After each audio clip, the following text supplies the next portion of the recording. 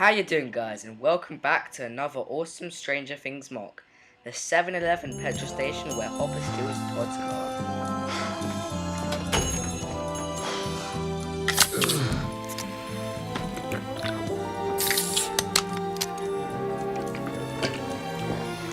You all gonna pay for those?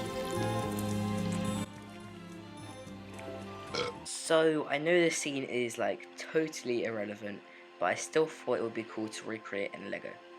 I've just about managed to cram everything from the brief 5 minutes that we see of the petrol station into a week's work. From Todd's car to the scar on Hopper's face, by the way. I'm really proud of that face. I'll show you the figs later. First comes the exterior.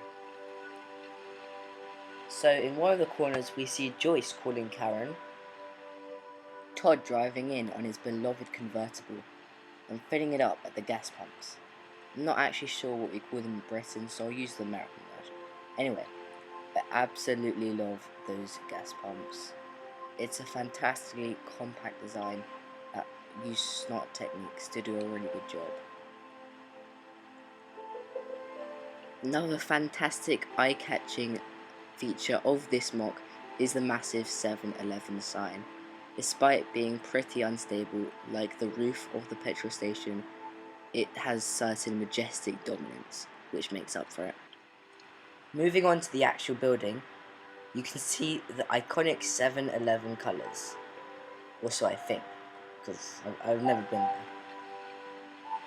Around the back, it's just plain white with a row of masonry bricks.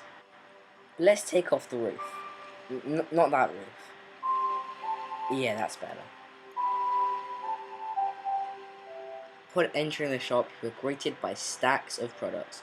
There are hats, backpacks, pizzas, there's everything here.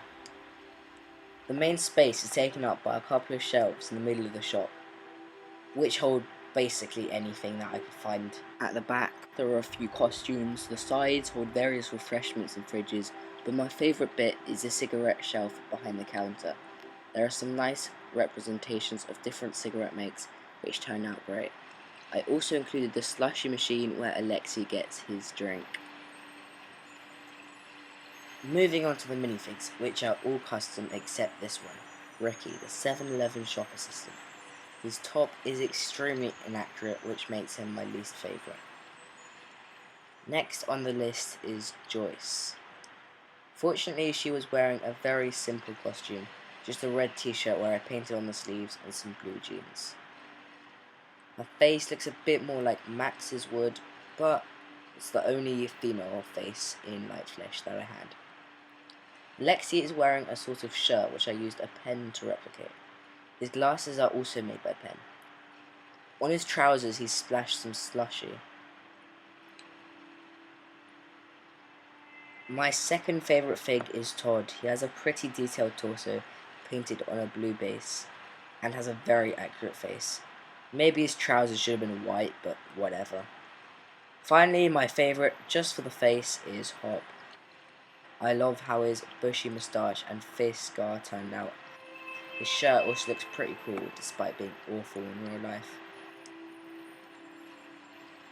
And here we see them all together, from worst on the left to best on the right.